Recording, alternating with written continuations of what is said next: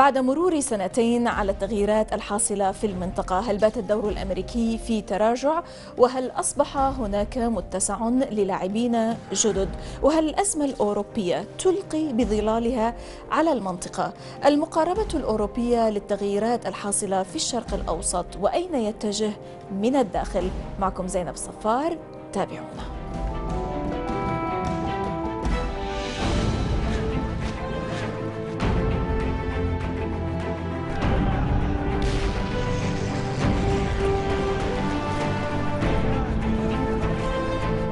ما إن ألقت الحرب العالمية الثانية أوزارها حتى انصرفت أوروبا إلى التوحيد السياسي السلمي غير المسبوق في هذه البقعة بالذات، والمنقطع النظير في أي مكان آخر، بيد أن هذا المشروع بدأ يسوء بداية التسعينيات من القرن الماضي، عندما سارع القادة الأوروبيون آنذاك إلى التحرك تجاه اتحاد نقدي حافل بالعيوب. الآن تعاني أوروبا من أزمة اقتصادية مدمرة حلولها لا تلوح في الأفق، ما قد يهدد اتحادها بالتفتت. And the question that I want to ask, that we're all going to ask is, who are you? I'd never heard of you. Nobody in Europe had ever heard of you. البروفيسور نيكولا بيدي مدير معهد الدراسات العالمية في مدرسة الدراسات الحكومية، وهو مركز إيطالي رائد في التحليل السياسي والأمني، متخصص بالشرق الأوسط والقرن الإفريقي، وأستاذ مساعد في مركز الدراسات العليا الاستراتيجية التابع لوزارة الدفاع الإيطالية في جامعة جون كابوت في إيطاليا، ومدير برنامج الماجستير في الإعلام الدولي الذي تمنحه مشتركة كل من كلية الدراسات الحكومية ووزارة الدفاع الإيطالية، والخبير بالشؤون الإيرانية.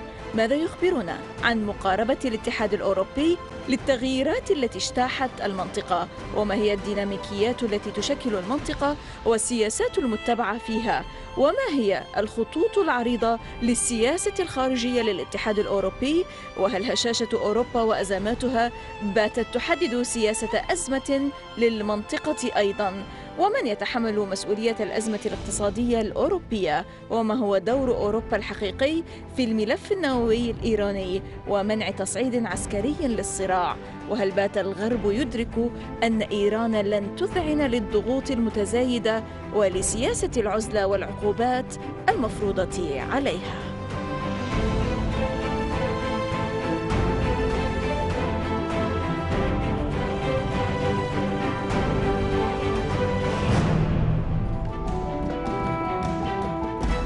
Professor Nicola Pede, Director of the Global Studies Institute, which is a primary center for political and security analysis on the Middle East and the Horn of Africa, from Italy. Welcome to the Inside. Thank you very much. You're most welcome, sir. Well, from a Western, or let's say EU perspective, now after 2 years, how do you see, or what are the dynamics shaping the future of the region? Where are we now? Well, I think that it's difficult to find a common position within the European, at least European Union context. Each of us has read the developments in the region through different prisms, and I think that one common denominator within Europe had been the incapacity of understanding since the beginning the real nature of the events which were shaping the region. We have been basically taken by surprise by what happened in Have you really been taken by surprise? Didn't you have any kind of signals from here or there that there's going to be a major or some kind of change in the Middle East? Well, I think that it was by surprise, especially the first events. So you have no fingers in the issue? Well, what I fear is this, that we have lost the capacity of interacting with the region, reading the region from our own perspective, and very often understanding the realities on the ground through our own desires of aspiration rather than on reality on the ground. And these effects, in my opinion, shocked the European, let's say, political elites at the beginning, and without a capacity of understanding the nature of the events. If you look, for example, at the case of Tunisia, In my opinion, Tunisia was a complete shock in the sense that nobody had any idea or perception of the fact that the regime of Ben Ali was near to collapse. And if you look at the level of the relations we had, all of us in Europe with Tunisia, you can detect any real signals of understanding of the changing situation on the ground. Still, Egypt was a surprise, in my opinion, for most of the Europeans and of the Westerners in general. Why are you saying here that you lost touch to a certain extent with the region? Well, in my opinion, during the last 30 years, we have lost the capacity of interacting with the societies of the Middle East.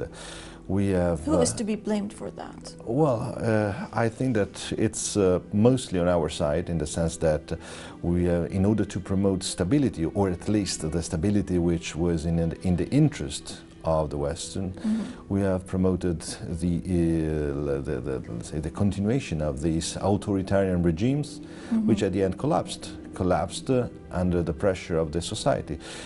One of the biggest mistakes, in my opinion, that have been done in the West is that of denying the capacity of the masses, of the people, of the Arab people, to raise against their own authoritarian regimes. This was one of the biggest mistakes. We were thinking about some political possibilities. We were thinking about some potential events, or in terms of, let's say, internal developments in the political or in the military sphere of each country. But we was basically not prepared to see the people going into the streets, protesting, resisting until the last day. The people are already back into the streets. The issue here is that after 2 years, do you see whatever came to power as less authoritarian, more democratic, or are we still in the same circle? Well, from a personal point of view, I'm optimistic, in the sense that what I'm looking in the region, it's positive.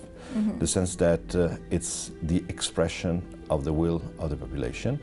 Of course, still the situation is quite chaotic in a certain sense. It's stability is a long process. We have passed through these phases some years ago. We had wars, clashes, so we know that it's a long process.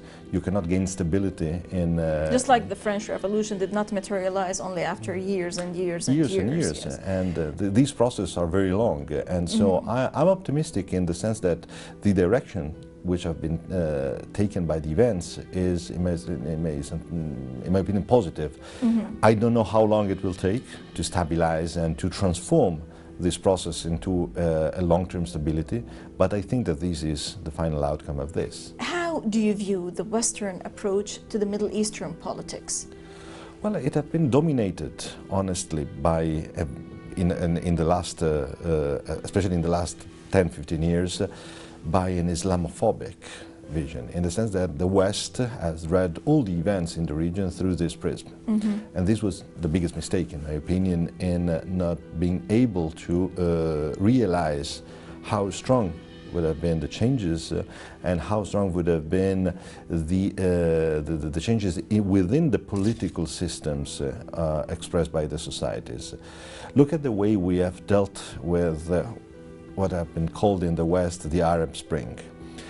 The initial support to the secular movements which emerged within the others in the region, in my opinion, created an embarrassing position for the West, because basically there was a portion, a big portion of the political elite in Europe and more in general in the West, which was basically denying the possibility of interacting with the Islamists in the region, only selecting a portion of those who were in the streets revolting against the authoritarian regimes. And that at the end you had to realize that your natural counterpart is much more complex and much more heterogeneous than the desire of those willing to interact only with secular counterparts. So you had to admit and to recognize, for example, the role of the Muslim Brotherhood. And again, you had the problem of justifying this in front of a public opinion in the West, which have been basically instructed for dozens of years that the Muslim Brotherhood is an extreme trend, radical organization, not willing to promote democracy, human rights, and whatever. And all of a sudden they came to power, and you have to deal with them as a counterpart. And now you have to realize that they are the best counterpart that you can deal with. Yes. Now, currently, how do you define the general lines of the EU foreign policy? So, say, when it comes to this part of the world. Well, there is, in my opinion, still a huge confusion, in the sense that the vast majority of the European countries are, in this moment, influenced by other factors. And the most important factors shaping domestic policy is the economic crisis. So each of us is interested more into the solution of domestic problems. It's involved in these emergency procedures which we are all involved with in order to save the economy and basically the nature of the European Union structure, which is based mostly on this economic alliance which have been made behind the political organization. And so foreign policy have been, I don't want to say ignored, but it passed in a secondary line of interest within the vast majority of the political elites of Europe. This has determined a problem, in the sense that those dealing with foreign policy are not different from the one which have shaped foreign policy in Europe in the last decade. So still there are among those dealing with foreign policy those who have a quite negative attitude toward the region and which are still influencing it. There are new forces also, but still the debate is weak. So what we need is also on our side a generational transformation in the way we conceive foreign policy. Now, according to some analysts, they say that the U.S. role in the region, in the Middle East, is declining, and they are abandoning the region to a certain extent, and there's going to be more space for other players. How far do you agree with this, and why? Well, this is typically European, also this vision, in the sense that most of the Europeans are considering the US, if not declining in overall terms, at least changing their strategies, so willing to abandon the Middle East and concentrating their interest on the eastern side of the world, mostly on, with China and with, let's say, on the Pacific side of the world.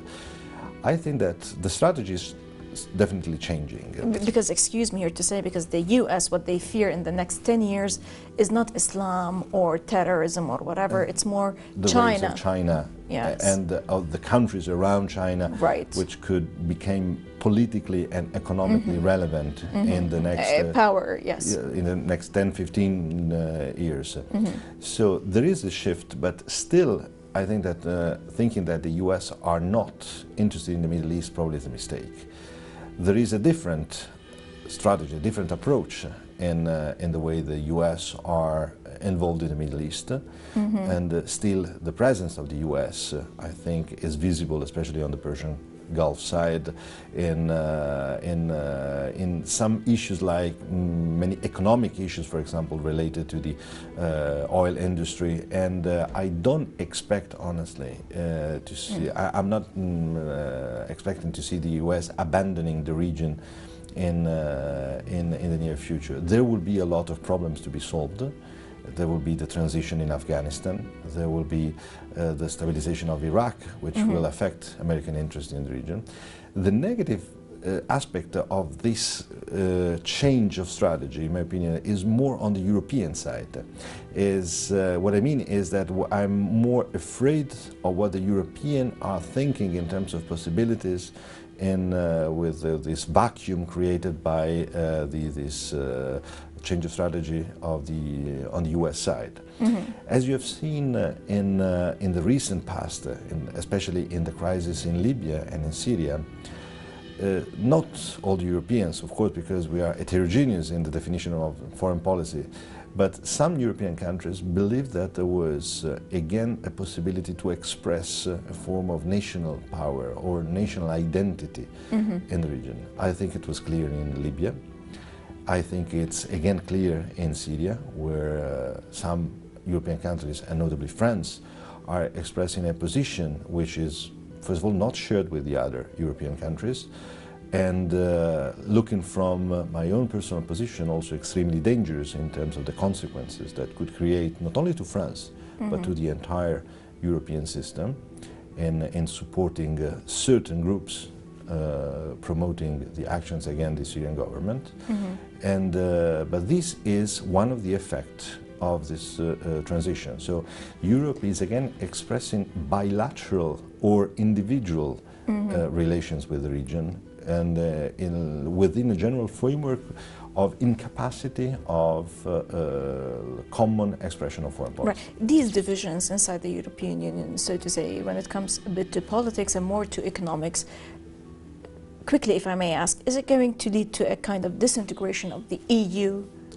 Well, this is and then all the countries go back to their own currency, to their own economic status, to their own politics. This is one of the biggest issues that you will find on the European press in these days. Everybody is fearing this. The fear. What's your vision?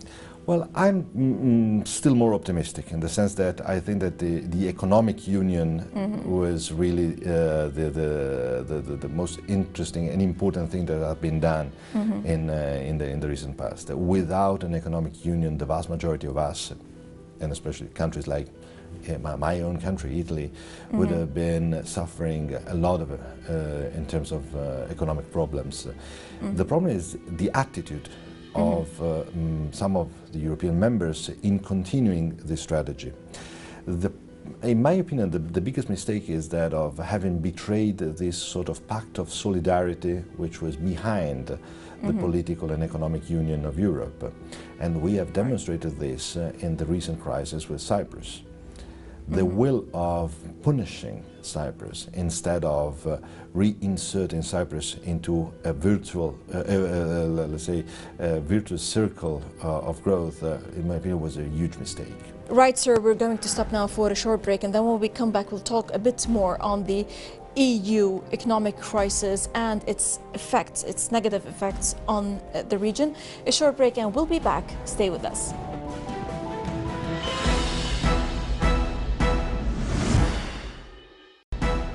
Welcome back to The Inside with Professor Nicola Pede from Italy. Welcome back, sir. Well, is Europe, as we talked before, projecting its crises on the region? In other words, is the West's sense of vulnerability and crisis projecting a political crisis on the region? Well, there are, in my opinion, many negative effects. And the two most important are, in my opinion, the first is the fact that the economic crisis is absorbing all the energies within the European system. So this means that foreign policy, and especially regional policy in the Middle East, have been, I don't want to say abandoned, but reduced in terms of relevance within the European context. And this is, of course, extremely negative, because we have lost another opportunity to interact in a very crucial moment with the region. On the other side, the combination of the economic crisis and of the phenomenon of crisis in the region have convinced some of the possibility of an independent role, or at least an autonomous role within the region. And as we said, the case of Libya and Syria was a good example in order to express this strategy. And nobody really knows or has evaluated still now which could be the effect of this individual politics, with this incapacity of cohesion on dossiers like the Libyan and the Syrians at a common level in Europe, and what could be the overall effect in the long term. So these two factors, in my opinion, are able to produce long-term negative effects, and the lack of capacity of many European countries and of the European Union as a whole in intervening, positively intervening in the region, it's one of the issues that should be addressed at the regional level. And what I fear is that there will be a continuation of this politics in this moment. And what I fear is that there could be even worse if the economic crisis will produce relevant changes within the European system. Now, allow me to move now to the field of your expertise, which is the Iranian Dossier. Now, according to Dr. Oliver Meyer, a senior researcher with the Institute for Peace, Research and Security Policy at the University of Hamburg, in a paper to the EU Non-Proliferation Consortium in February 2013, titled European Efforts to Solve the Conflict over Iran's Nuclear Program, How Has the EU Performed? He said, quote, over 10 years of engagement, the EU has played an important role in preventing a military escalation of the conflict.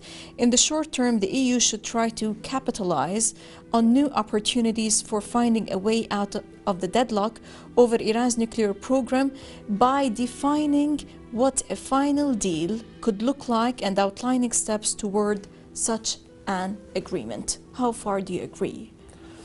Well, it's if I may express a general consideration regarding the Iranian nuclear file, one of the issues that, in my opinion, are extremely important in dealing with this is that, in this I'm fully supportive of the Iranian position, we could not talk in our relations, multilateral or bilateral relations with Iran, only in terms of the nuclear problem. This is one of the biggest problems which have been created since the beginning of this critical debate, forcing the discussion, the debate with Iran only on the path of the nuclear program. I think that there are good possibilities in this moment to find positive agreements and agreements with Iran in the way we have to allow Iran to pursue its national program of development of the nuclear industry. But on the other side, we have to consider that we cannot limit the debate and the nature of our relationship only to this. We have to enlarge the picture. We have to offer something more to Iran. We have to talk about the regional dimension affecting Iranian interests. So we have to talk about which are also the worries of the Iranians in terms of long-term strategy. One of the issues, which in my opinion is more curious and crucial, is the perception of Iran in the West, which is still the stereotypes. Based on the stereotype. And one of the most interesting stereotypes is this vision of Iran as an aggressive, proactive counterpart, which, if you read the security and defense strategy of Iran from the other side of the barricade in Tehran, have been historically a defensive strategy based on the fear of the rest of the actors of the region. So historically, Iran has defined a foreign policy and a security policy based on the fear of first of all, of the other actors of the region. Historically, Iraq was the worst enemy of the Islamic Republic in the past, but then Afghanistan, Saudi Arabia and other actors emerged as form of threat. And in addition, the fact that there are other form of threats which are permanently present in the region. First of all, of course, the American presence in the region with troops in the Gulf, in Iraq, in Afghanistan, in Central Asia. So this sense of being surrounded by threat has shaped Iranian foreign policy and defense policy of the Islamic Republic of Iran. If you look at it in the West, it's exactly the opposite. It's seen as an Iran which is aggressive and proactive with this will of imposing its rule. Right, but is the West beginning to realize that Iran will not capitulate, and despite all the pressures and this policy of isolation and sanctions? It's still confused in the sense that there are still political and cultural environments which are convinced of the fact that the sanctions are working and are effective. But there are also many intellectuals and political leaders which are willing to promote a new trend in this, a new approach toward Iran. You suffered, your economy suffered a lot also from the sanctions against Iran. Well, the Italian... The vast majority of the Europeans suffered because of this. The Italians, of course, with the Germans, were among the strongest and biggest partners, historical European partners of Iran.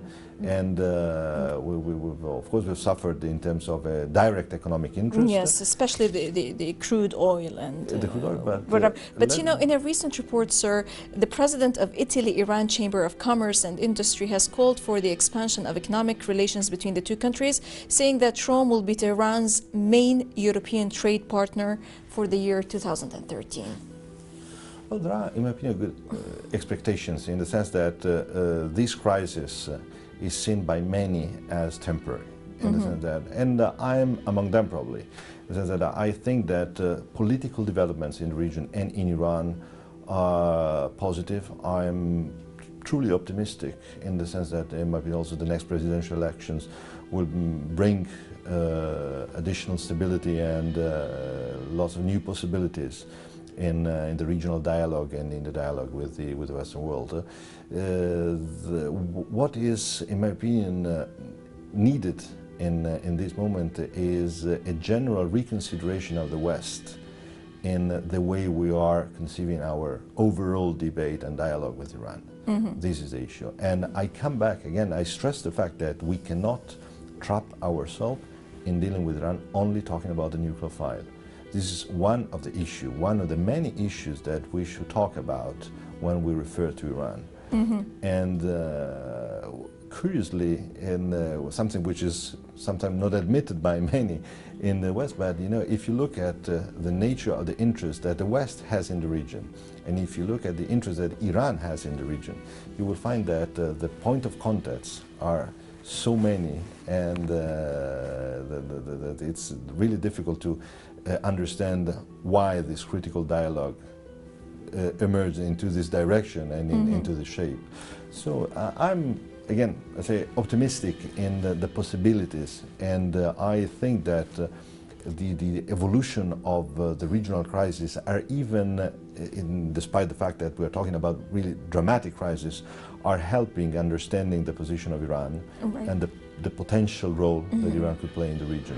So it seems that you are optimistic when it comes to all the dossiers, whether to Europe, the Middle East, or Iran.